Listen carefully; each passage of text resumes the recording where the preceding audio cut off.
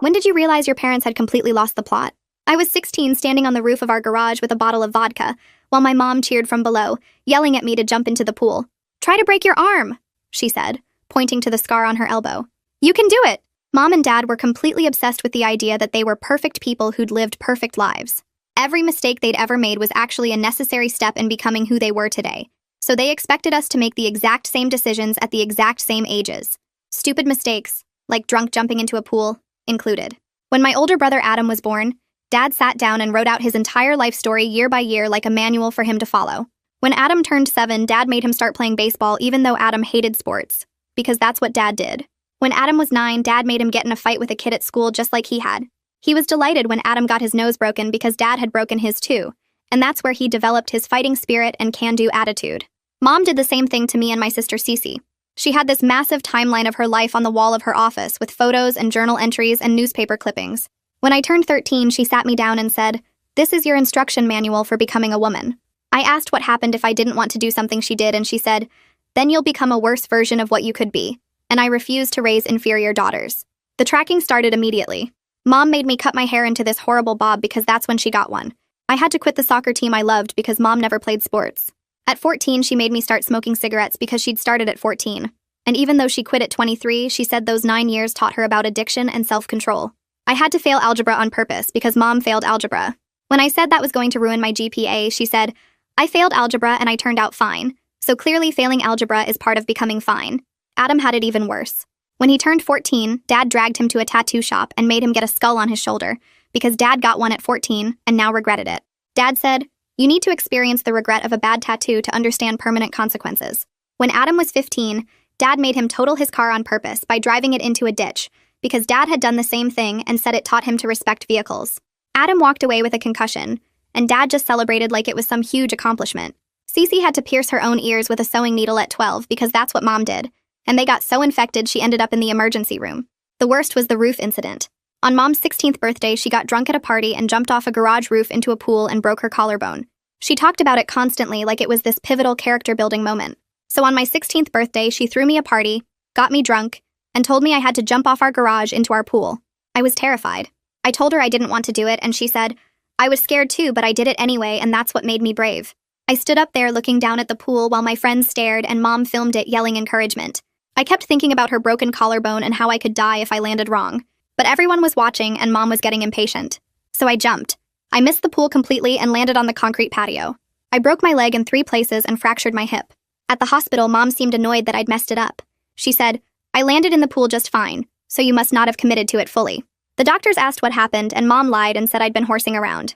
When we got home, she made me look at x-rays of my injuries next to her old x-rays and said, "See, we both have proof we survived our 16th birthdays." I told my school counselor everything the next day, about the smoking and the failed classes and the jump and all of it. She called CPS and they removed me and Cece and Adam from the house. We stayed with my aunt for 3 months, and it was the first time in my life I could just be myself. I joined the soccer team again. I quit smoking. I started getting good grades. Adam stopped having nightmares about the car crash. Cece's ears finally healed. Then Mom and Dad showed up at court with a lawyer and boxes of evidence. They had their timelines and journals and photos proving that everything they made us do, they'd done first. Their lawyer argued that parents have the right to raise their children according to their own values and life experiences. They brought in a psychologist who testified that modeling behavior for children is normal parenting. Mom said she was just trying to give us the gift of her wisdom. Dad said Adam was becoming soft without his guidance. The judge looked uncomfortable but said that while the methods were unconventional, parents do have the right to set expectations for their children. We got sent back home that night. Mom pulled out her timeline and pointed to age 16 and a half. She smiled at me and said, "At this age I got pregnant with my first boyfriend, so I guess we need to get you a boyfriend pretty quickly." We walked through the front door and Mom didn't even wait for us to put our bags down before she headed straight to her office. I heard her footsteps on the hardwood floor and then she called my name. When I got there, she was standing in front of the timeline wall with her arms crossed. She tapped a specific entry with her finger, the one marked 16. 5 years, pregnant with first boyfriend, in her neat handwriting. She looked at me with this bright smile like she was announcing something exciting. She told me we needed to find a suitable senior boy within 2 weeks, so I could stay on schedule. I just stood there feeling my stomach drop. She kept talking about how important this milestone was, and how it shaped everything that came after in her life. I nodded and said okay, because what else could I do with Dad standing right behind me in the doorway? I went to my room and closed the door and lay down on my bed staring at the ceiling. The judge's words kept playing in my head about how parents have rights to raise their kids according to their own values. But this wasn't about values.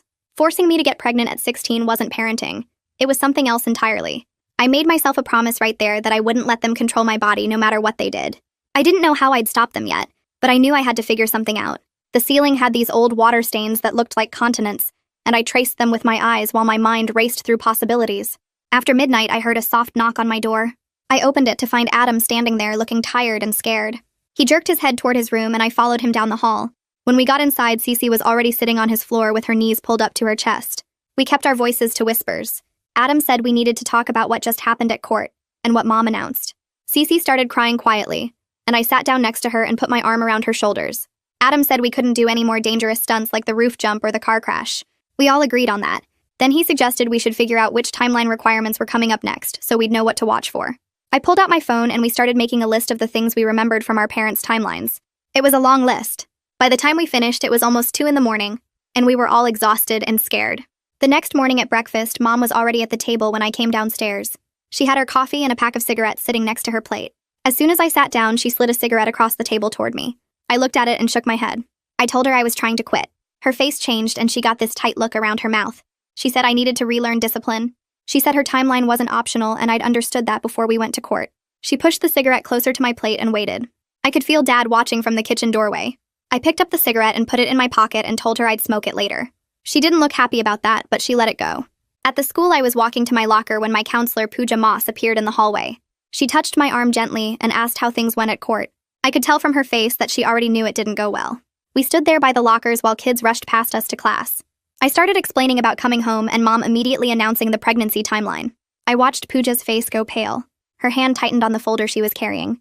She asked me to come to her office during lunch to give her specific details she could write down. She said she needed dates and exact words if I could remember them. I said I'd be there. She squeezed my shoulder and walked away quickly toward the counseling office. That evening, I was in my room doing homework when I heard the house phone ring downstairs. I heard Dad answer it. There was a long pause, and then his voice got loud. I crept to the top of the stairs to listen. I could only hear Dad's side, but I knew it was Aunt Claire. He said something about stopping interference with the family. Then he said it again louder. Then he just hung up mid-sentence while she was still talking. I heard him walk across the living room and there was a yanking sound and then the phone got unplugged from the wall. I heard a drawer open and close. I went back to my room before he could catch me listening. The next day after school, I took the bus to a different neighborhood and found a health store. I walked around looking at vitamins and protein powder until I was sure nobody was watching. Then I found the section with herbal cigarettes that look real but don't have tobacco. I bought 3 packs with money I'd saved from my birthday. The cashier didn't ask any questions. When I got home, I put the herbal ones in my backpack and hid the real packs Mom kept giving me in the back of my closet behind some old shoes. That way Cece wouldn't find them and try to smoke them. When Mom watched me smoke, I could use the fake ones and she wouldn't know the difference. 2 days later, Mom called me into her office after dinner. She told me to stand in front of the timeline wall. She pointed at different photos and journal entries about her first boyfriend. She said his name was Derek and he was 18 when they started dating. She was 16. They dated for 4 months. She explained every detail like she was giving me instructions for a project. She said I had until Thanksgiving to find someone similar. Then she said I needed to start the process that would lead to pregnancy by March. She kept using the word process like it was something clinical and planned. I stood there nodding and trying not to throw up. She showed me pictures of Derek and described his personality and what kind of car he drove. When she finally let me leave, I went straight to the bathroom and locked the door. Late that night, when everyone was asleep, I took my phone and went to Mom's office. I turned on just the desk lamp so it wouldn't be too bright. I photographed every section of the timeline wall. I made sure to get clear shots of the pregnancy entry and all her handwritten notes about necessary life experiences. I took photos of the journal pages on her desk that mentioned Derek. I took photos of everything I could find that documented what she was planning. Then I went back to my room and dug through my desk drawer until I found my hospital discharge papers from the roof jump. I made copies on the printer in the hallway and hid them inside my math textbook between the pages about quadratic equations. The next morning, I woke up to Dad yelling outside. I went to the window and saw him making Adam come out to the yard. Dad called it toughness drills, but it was really just shoving Adam around and making him try to stay on his feet. I watched Adam's hands shaking even as he tried to stand firm and take the hits. His face was pale and he kept flinching before Dad even touched him. I pressed my forehead against the cold glass and felt sick knowing Dad actually thought this was helping Adam become a man. After about 20 minutes, Dad finally let Adam go back inside. Adam walked past my room without looking at anyone, and I heard his door close quietly. That evening at dinner, Mom set down her fork and looked straight at me. She said she'd been doing research and identified 3 senior boys who might work as boyfriend candidates. The first one was named Tyler, and he had 3rd period free when I had study hall. The second was Marcus, who stayed late for basketball practice on Tuesdays and Thursdays. The third was someone named Ethan, who worked at the coffee shop on weekends. She pulled out a folded paper with their class schedules written in her neat handwriting. She pointed at Tyler's name and suggested I could engineer a meeting by going to the library during study hall when he'd be there. My stomach twisted into a hard knot as I realized she wasn't just planning this. She was actively trying to make my pregnancy happen on her exact timeline. I nodded and said, okay, even though every part of me wanted to scream. Dad asked if I understood the importance of following the path, and I said yes. Mom smiled and told me she'd help me pick out clothes that would get Tyler's attention. After dinner, I went straight to my room and lay on my bed staring at the ceiling. I kept thinking about March and how that was only 5 months away. The next morning at the school, I went to study hall like always. I pulled out a notebook and stared at the blank page for a long time. Then I started writing down everything I actually wanted for myself. I wrote soccer at the top because that was the thing I missed most. Then I wrote math and science because I used to be good at those before Mom made me fail algebra. I wrote maybe college even though I didn't know what I'd study. I wrote definitely not a baby at 16 in all capital letters. I wrote I want to choose my own life at the bottom. I looked at the list and felt something break open in my chest. I tore the page out carefully and folded it into a small square. Then I walked to the back of the library where nobody ever went. I found a thick book about ancient Rome on the bottom shelf and slid my folded paper inside between 2 random pages. It felt like leaving proof that the real me existed somewhere even if nobody could see her at home. After school, I was walking to the bus when someone called my name. I turned around and saw Pooja standing by the counseling office door. She waved me over and I followed her inside. She closed the door and sat down at her desk. She told me she'd been thinking about my situation a lot. She said she wanted to set up a system where I could come talk to her anytime without my parents knowing. She pulled out a stack of hall passes and explained she'd created fake tutoring sessions and study groups as excuses. If I needed to see her, I could just use one of the passes and come to her office. She promised everything I told her would stay private unless there was immediate danger. I asked what counted as immediate danger, and she said anything involving harm to me or my siblings. I thanked her and took 3 of the hall passes to keep in my backpack. On Saturday morning, Mom came into my room early. She told me to get up because we were going to the coffee shop near school. I asked why, and she said she'd arranged for me to accidentally run into Ethan. She laid out an outfit on my bed, a blue sweater and jeans that she said looked approachable. She told me to be open-minded and remember this was about following the path that made her who she is today. I got dressed slowly and followed her to the car. At the coffee shop, she made me go in alone while she waited outside. I ordered a drink and sat at a table trying to look normal. A guy in an apron came over to wipe down the table next to mine. Mom had shown me his picture, so I knew it was Ethan. He smiled and said hi. I said hi back. He asked if I went to the high school and I said yes. Then his manager called him back to the counter and he left. I sat there for 20 more minutes and then went back to the car. Mom asked how it went and I said fine. She seemed satisfied. Monday morning, I went straight to Pooja's office before first period. I used one of the hall passes even though I didn't need to yet. She let me in and I sat down in the chair across from her desk. I told her everything about the pregnancy timeline. I explained the specific deadline of March and how Mom was actively trying to match me with senior boys. I showed her the paper with their schedules that Mom had made. Pooja's face got very serious. She pulled out a yellow legal pad and started writing everything down with dates and times. She asked me to repeat certain parts, so she could get the details right. Then she set down her pen and looked at me. She said she had to report this because what Mom was planning counted as sexual coercion of a minor. I felt a tiny spark of hope mixed with fear about what would happen when my parents found out. That afternoon, I was in Pooja's office again. She had her phone on speaker and was talking to someone named Dean. I recognized his voice from when CPS came to our house before. Pooja explained the new developments and read from her notes about the pregnancy timeline and the matchmaking. Dean's voice sounded tired, but he said the case was still technically open for monitoring. He said this information meant he needed to schedule another home visit. He asked if Friday would work, and Pooja said yes. After she hung up, I asked if my parents would know I told. She said they'd know someone reported new concerns, but not necessarily who. 2 days later, the house phone rang during dinner. Dad answered it, and his face went hard. He listened for maybe 30 seconds and then said Friday would be fine. After he hung up, he told us Dean was coming for a follow-up visit. Mom immediately stood up and started clearing dishes even though we weren't done eating. She spent the next 2 days cleaning everything. She made me dust her office, including the timeline wall. She made Adam organize the garage. She made Cece clean her room until it looked like nobody lived there. Thursday night, Dad sat us all down in the living room. He made us rehearse what we'd say when Dean came. We had to practice saying we were happy to be home. We had to practice saying we were learning so much from their guidance. We had to practice smiling and acting normal. Thursday morning before school, I did something risky. I went to Mom's office and found her sitting at her desk. I asked her to explain the pregnancy timeline one more time because I wanted to make sure I understood it correctly. She seemed pleased that I was taking it seriously. She talked for almost 10 minutes about how getting pregnant at 16 and a half taught her responsibility and purpose. She said it forced her to grow up and become the woman she was meant to be. The whole time she talked, I had my phone in my pocket recording everything. She never noticed.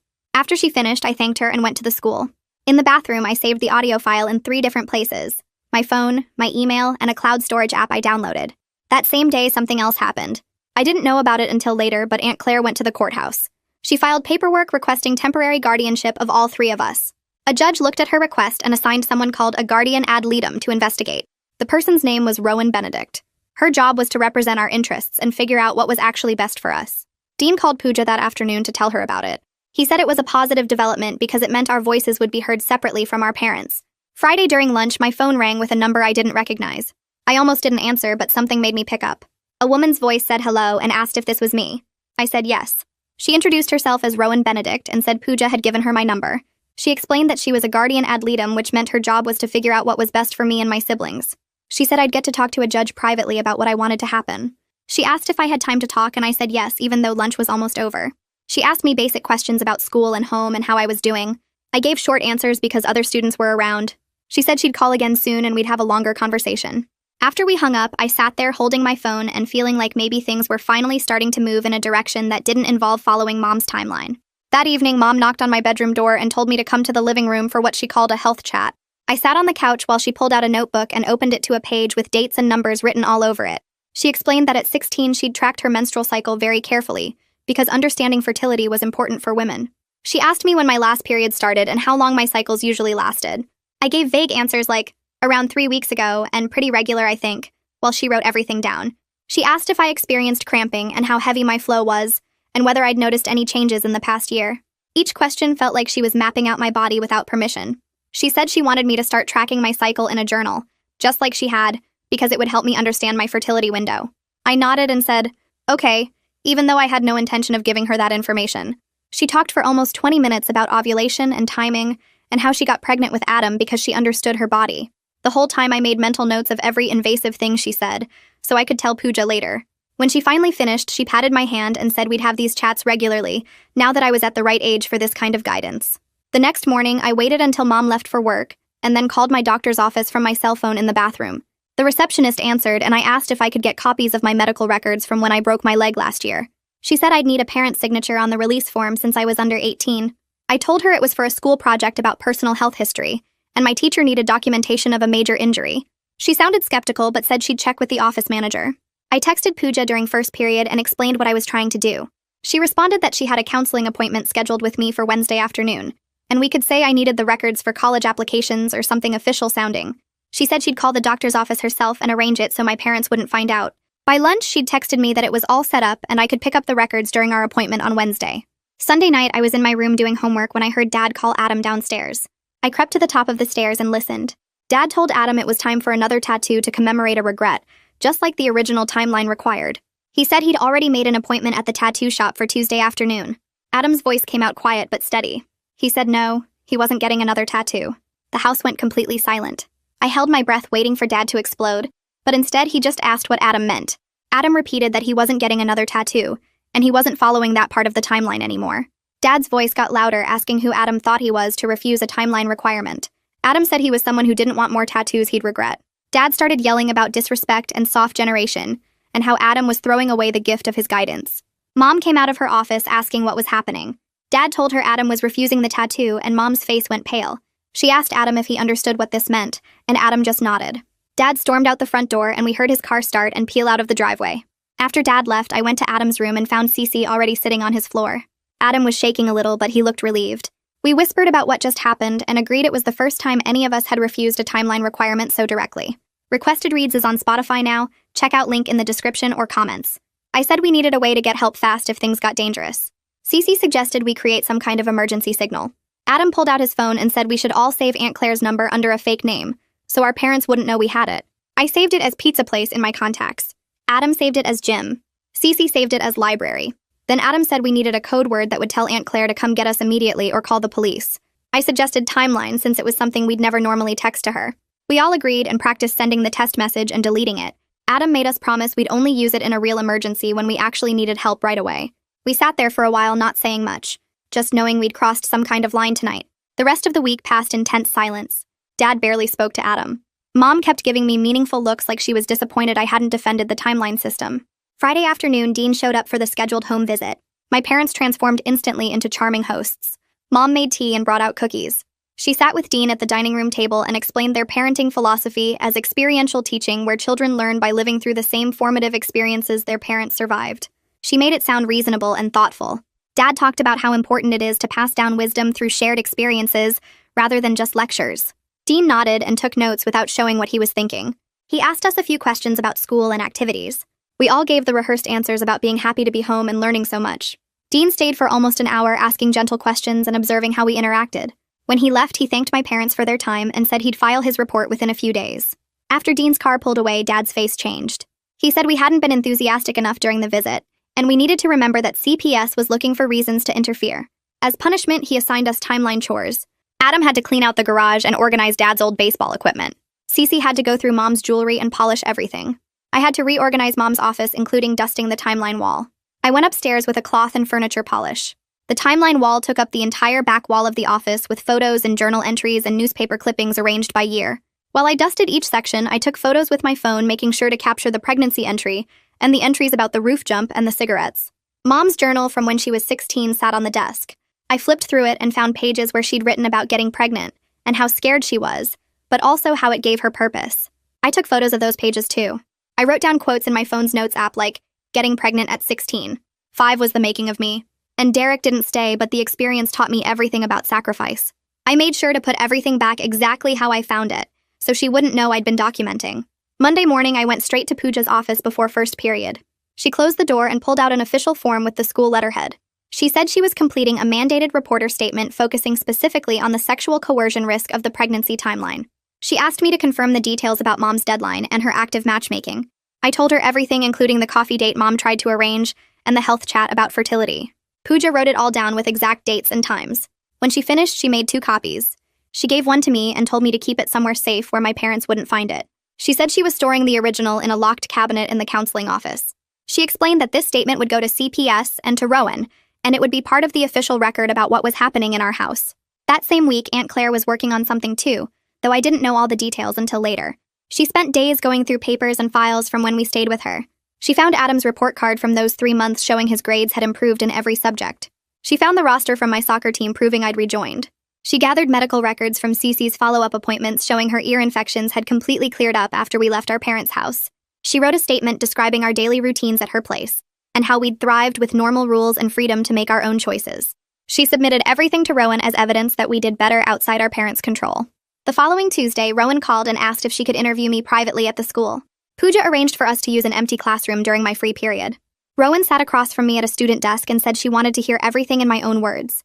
I pulled out my phone and played the audio recording of Mom explaining the pregnancy timeline. Rowan listened without interrupting. Then I showed her the photos of the timeline wall with the pregnancy entry clearly visible. I showed her the pictures of Mom's journal entries. I pulled out the hospital discharge papers from the roof jump that showed I'd broken my leg in 3 places and fractured my hip. Rowan looked at everything carefully and asked questions about dates and who was present and exactly what was said. She never looked shocked or horrified, just focused and professional. She took notes and made copies of everything I showed her. When we finished, she thanked me for being so thorough with documentation and said this would all be very important for the judge to see. Wednesday evening, Mom called me into the living room where she was sitting with her planner. She said she'd arranged for me to have coffee with the senior boy on Saturday afternoon at 2 o'clock. She'd already texted his mom to set it up. I felt my stomach drop, but I kept my voice calm. I told her I had too much homework this weekend and my leg still hurt from the old injury when I walked too much. She got annoyed and said I was making excuses. I said I really couldn't do it this weekend and could we postpone? She stared at me for a long moment. Finally, she sighed and said fine, we'd reschedule for next weekend, but I needed to take this seriously because the timeline wasn't going to follow itself. Thursday after school, Pooja drove me to a health clinic 2 towns over where nobody would know my family. The building was small and plain with a parking lot half empty. We walked in together and Pooja waited in the lobby while I filled out forms using a fake name for my emergency contact. The nurse who called me back had gray hair and kind eyes and she didn't ask why I was there alone. She just explained the different birth control options and asked which one I wanted. I picked the pills because they were easiest to hide. She gave me a small paper bag with 3 months' worth and a pamphlet about taking them at the same time every day. I thanked her and left, and Pooja drove me home without asking any questions. That night, I hid the pills inside an old tampon box in my bathroom where Mom would never look. Friday evening, Dad came into my room and started going through my backpack looking for his phone charger. I watched him pull out folders and notebooks, and then he stopped and held up the clinic pamphlet I'd forgotten to throw away. He stared at it and then at me with this look on his face. I told him it was for a health class project about reproductive education, and we had to visit different medical facilities to learn about services. He kept looking at the pamphlet, and I could tell he didn't totally believe me, but he couldn't prove anything. He finally put it back in my bag and left without saying anything else. As soon as he was gone, I grabbed all my documentation from my backpack and my closet and my desk. I took the hospital records and the photos of the timeline wall and the audio recordings, and I put everything in a folder. Monday morning before school, I went to my locker and hid the folder behind my textbooks where my parents would never find it. During first period, my phone buzzed and I saw Rowan's number. I asked to use the bathroom and called her back from the hallway. She explained that she was filing a motion for me to testify in camera, which meant I'd talk to the judge privately in his office without my parents there. She was also requesting interim protective orders that would ban Mom and Dad from making me do dangerous timeline requirements while the case was going on. She said the hearing would probably be scheduled within 2 weeks, and I needed to keep documenting everything. That afternoon, Dad told Adam to drive to the store to pick up groceries. Adam's face went white and he started breathing really fast like he couldn't get enough air. His hands shook so bad he dropped the car keys on the floor. Dad yelled at him to pick them up and Adam just stood there breathing faster and faster with his whole body shaking. I pulled out my phone and started timing it while writing down everything I saw. The episode lasted 4 minutes before Adam finally calmed down enough to say he couldn't drive. Dad got mad and left to go to the store himself. I saved my notes with the time and date so there was a record of how the forced car crash still messed Adam up.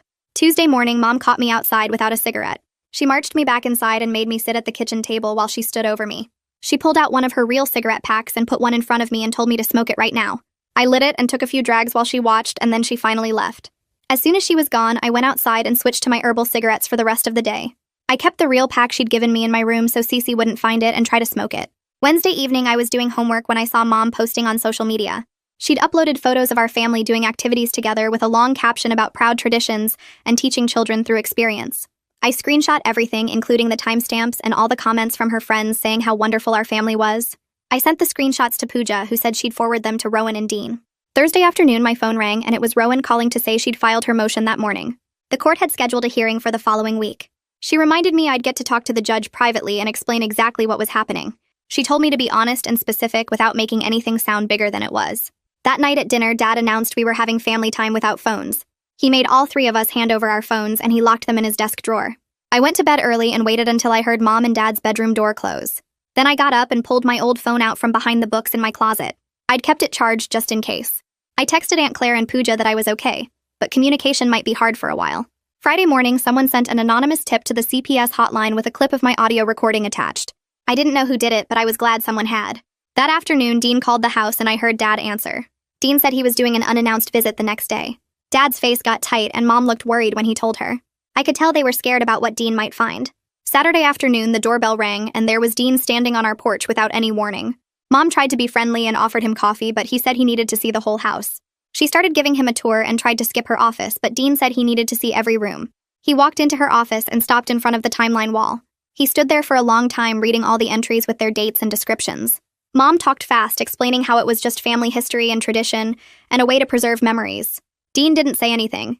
He just kept reading and taking notes, and I watched his face get more serious as he moved down the wall. He wrote notes for 15 minutes straight without saying anything. Then he asked to take photos of the wall, and Mom couldn't really say no. He photographed every section, zoomed in on the pregnancy entry, and took shots of her handwritten notes about necessary life experiences. Mom kept talking faster, trying to explain how it was just family tradition and a way to pass down wisdom, but Dean's face stayed serious and professional. He thanked her for the tour and said he'd be in touch. Then he left without the coffee she'd offered. After he drove away, Mom went straight to her office and closed the door, and I heard her on the phone with their lawyer talking in a low, worried voice. The following Monday morning, Dad woke Adam up early and told him it was time for fight practice. Adam tried to say he had homework, but Dad dragged him outside to the yard where a neighbor boy was already waiting. I watched from my window as Dad made them spar, pushing Adam harder every time he tried to back away. The neighbor kid landed punches on Adam's ribs, and Dad kept yelling at him to hit back, to show some spirit, to remember this was building character. Adam's face was red and he was breathing hard, but Dad wouldn't let him stop. After 20 minutes, Dad finally called it done, and Adam came inside holding his side. The next day at the school, I saw bruises all over his ribs and arms during gym class. During my counseling session with Pooja, I told her what happened, and she asked if Adam would let her take photos. I texted him, and he came to her office during his free period. Pooja documented every bruise with her phone, making sure to get clear shots that showed the extent of the damage. She added the photos to a file on her computer labeled with our last name and the current date. Tuesday during lunch, I sat in the library with a notebook and wrote out everything that had happened since we got sent back home. I described the pregnancy timeline, the cigarettes, the fight practice, all of it in detail with specific dates and times. At the end, I wrote that if anything happened to me, I wanted to live with Aunt Claire, and I listed her full name and phone number. I sealed the letter in an envelope and wrote, "Open if something happens to me," on the front in big letters. After lunch, I went to Pooja's office and handed her the envelope. She read what I'd written on the front, and her expression got sad but determined. She promised to keep it safe and locked it in her filing cabinet right next to the folder, with Adam's bruise photos, and all the other documentation she'd been collecting. Wednesday afternoon, Aunt Claire drove to meet Dean at his office. She brought a folder with photos of her house, copies of her work schedule, and a written plan for how she'd supervise all three of us. Dean looked through everything while she explained that she had a spare bedroom we could use, that she lived in the same school district, so we wouldn't have to change schools, and that her rules were based on safety and respect, instead of forcing us to copy someone else's life. She showed him Adam's improved report card from when we stayed with her before, my soccer team roster proving I'd rejoined, and medical records showing Cece's ear infections had cleared up completely. Dean took copies of everything and said he'd include it all in his next report to the court. Aunt Claire asked what else she could do to help, and he told her the best thing was to stay available and keep documenting how well we did when we were with her. Thursday morning, we all had to go to court for mediation. We sat in a conference room with my parents on one side of the table, and me, Adam, and Cece on the other side. Mom and Dad's lawyer was there, plus Dean and Rowan. The mediator asked my parents to explain their parenting approach, and Mom launched into this long speech about heritage and tradition, and how they were just trying to pass down the lessons that made them who they are. Dad talked about building character through experience, and said kids these days were too soft because parents protected them from everything. Then the mediator asked me to explain my perspective. I kept my voice calm and factual even though my hands were shaking under the table. I said I was afraid of what timeline requirement would come next, that I didn't want to get pregnant at 16, that I was scared of getting hurt again like I did jumping off the roof. I didn't cry or yell, I just stated the facts as clearly as I could. Adam talked about the car crash and how he still had nightmares. Cece showed the scars on her ears from the infected piercings. My parents kept saying we were misunderstanding their intentions, that everything they required was something they'd survived themselves, so it couldn't be that dangerous. During a break, Rowan pulled me aside into an empty hallway. She told me something she'd learned during her investigation, that Mom's own mother had used similar controlling methods on her when she was growing up. Mom had been forced to follow her grandmother's life timeline, just like we were being forced to follow Mom's. For a second, I felt this flash of sympathy, understanding that Mom learned this from her own childhood, and probably thought it was normal. But then I remembered the roof jump and the broken bones and the pregnancy deadline, and I knew that explanation didn't make it okay to do the same thing to us. Rowan seemed to read my face because she nodded and said that trauma can be passed down through generations, but that doesn't mean we have to accept it or repeat it. Friday morning was the in-camera testimony, which meant I got to talk to the judge privately without my parents in the room. I sat in his office with just him, Rowan, and a court reporter who typed everything I said. The judge asked me to explain what was happening at home, and I pulled out my phone. I played the audio recording of Mom explaining the pregnancy timeline with all the specific details about getting pregnant by March. I showed him the photos of the timeline wall with the entries about dangerous activities. I presented my hospital records from the roof jump with the documentation of 3 broken bones and a fractured hip. I explained in detail about the pregnancy plan, the deadline Mom had set, and how she was actively trying to find me a senior boyfriend to make it happen. The judge listened carefully and asked clarifying questions about dates and times, and exactly what my parents had said. He asked if I felt safe at home, and I told him honestly that I didn't know what they'd make me do next. He asked what I wanted to happen, and I said I wanted to live with Aunt Claire where I could just be myself without following someone else's life story. That same afternoon, the judge issued interim safety orders. The orders said my parents couldn't require us to do any dangerous activities, that I had guaranteed access to the school counseling without interference, and that Dean had to do weekly monitoring visits to make sure we were okay. The orders didn't remove us from the home yet, but they created rules my parents had to follow or they'd be in contempt of court. Rowan explained that these were temporary protections while the case continued, and that the judge was taking the situation seriously, even if he wasn't ready to change custody yet.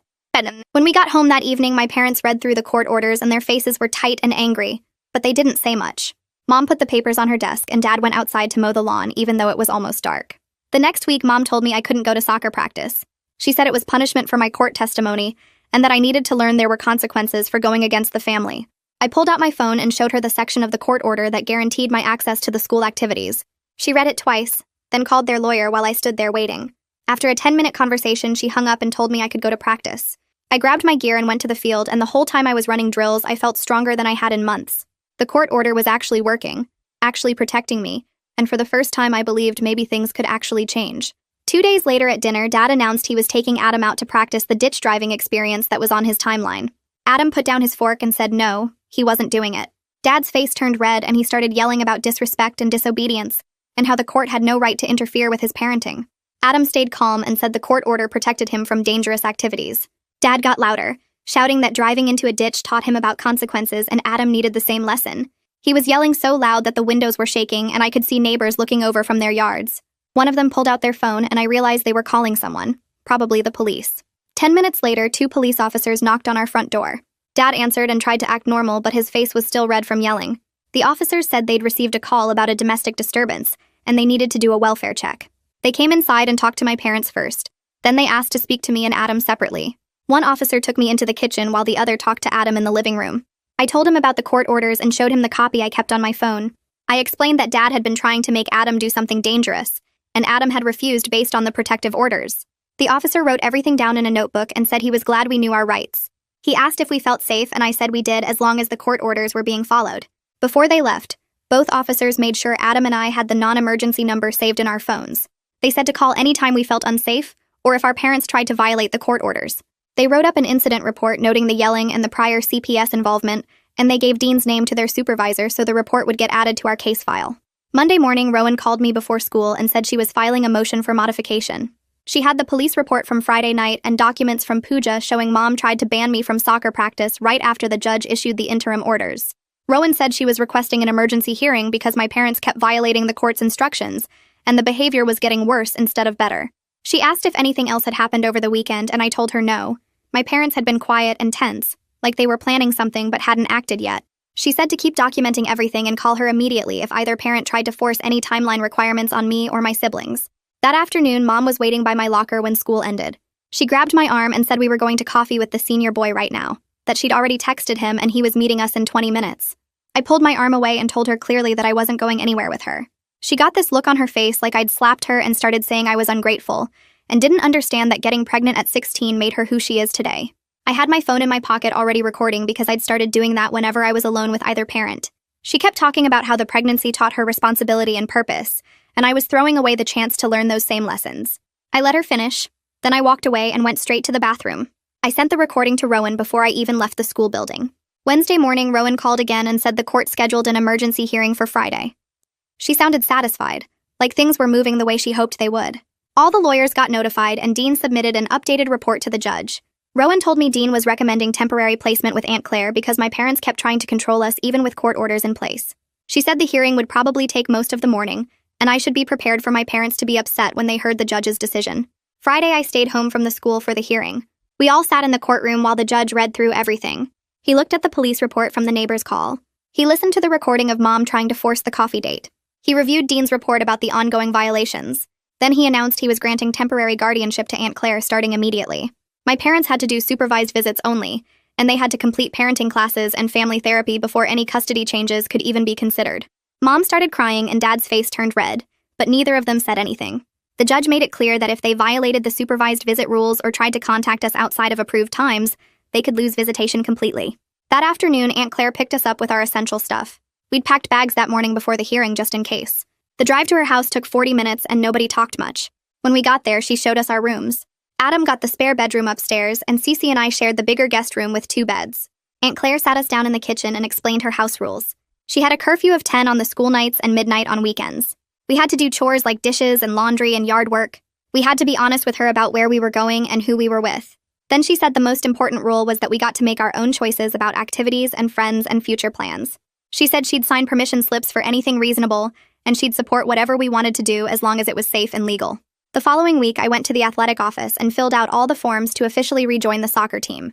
Aunt Claire signed everything without asking questions or comparing it to any timeline. Practice started that afternoon, and I ran drills with my teammates like I'd never left.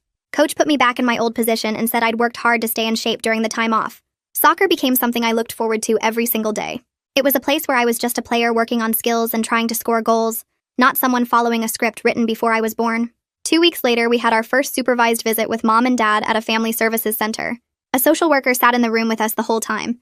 My parents seemed stiff and awkward, like they didn't know what to talk about without the timeline to guide the conversation. Mom asked about school, and I told her I was doing fine. Dad asked Adam about his classes, and Adam gave short answers. They showed us paperwork proving they'd enrolled in the required parenting classes and family therapy sessions. The visit lasted an hour, and we all left feeling weird and uncomfortable, but at least nobody yelled or tried to force us to do anything dangerous. Over the next month, CPS created a formal case plan with specific goals my parents had to meet. They had to complete 12 weeks of parenting classes. They had to attend family therapy twice a month. They had to demonstrate they understood why forcing us to recreate their experiences was harmful. Aunt Claire coordinated everyone's schedules and made sure we got to therapy appointments and supervised visits. Dean checked in with us every week to see how we were adjusting to living with Aunt Claire. He always asked if we felt safe and if our parents had tried to contact us outside of approved times, and we always said no. Everything was following the rules. At the school, I met with my guidance counselor to create a plan for fixing my grades. I'd failed algebra on purpose because Mom failed it, and now I needed to actually learn the material.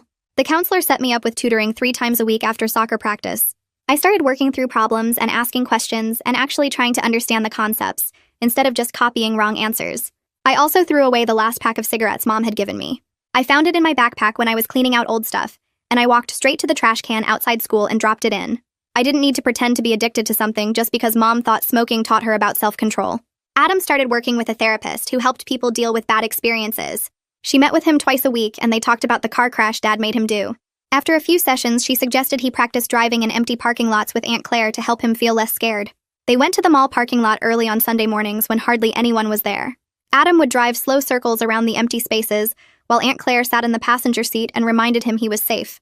His nightmares about the crash started happening less often, maybe once a week instead of every night.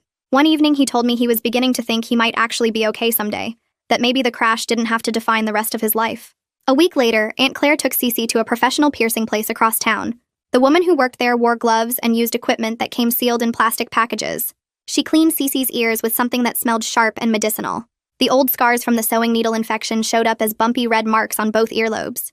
Aunt Claire took photos of them with her phone before the piercing happened. The woman marked dots on Cece's ears with a purple pen and showed her in the mirror to make sure the placement looked right. Then she used a hollow needle that was way different from the sewing needle Mom had made her use. Cece squeezed my hand, but she didn't cry. The woman put in small silver studs and explained how to clean them twice a day with saline solution. She gave Cece a printed sheet with instructions and said to come back if there was any redness or swelling. Over the next few weeks, Cece's ears healed perfectly without any infection or problems. The 3-month review hearing happened on a cold morning in November. We all sat in the same courtroom where the judge had granted temporary guardianship to Aunt Claire. Dean submitted a report showing that Mom and Dad had attended all their parenting classes and family therapy sessions. They'd followed all the visit rules and hadn't tried to contact us outside approved times. The judge read through the paperwork and looked at us sitting in the front row. He said guardianship would continue with Aunt Claire for 12 months. He noted that our parents were making progress and he kept the supervised visits on the same schedule. He said if Mom and Dad completed the full program successfully, there might be a possibility of increased contact later. Then he closed the file and moved on to the next case. That night, I was in my room at Aunt Claire's house putting away clean laundry. I found an empty corkboard in the back of the closet behind some old shoes. I carried it to my desk and pinned up a single photo of me at soccer practice. In the picture, I'm smiling and covered in mud, and I look completely like myself. I stared at all the blank space around that one photo, knowing that whatever came next got to be my choice, my timeline, my life. And that's the wrap-up. I always try to turn these stories into something you can actually take away, even in small ways. Hopefully this one gave you a little clarity or motivation. Subscribe so the next one finds you right away.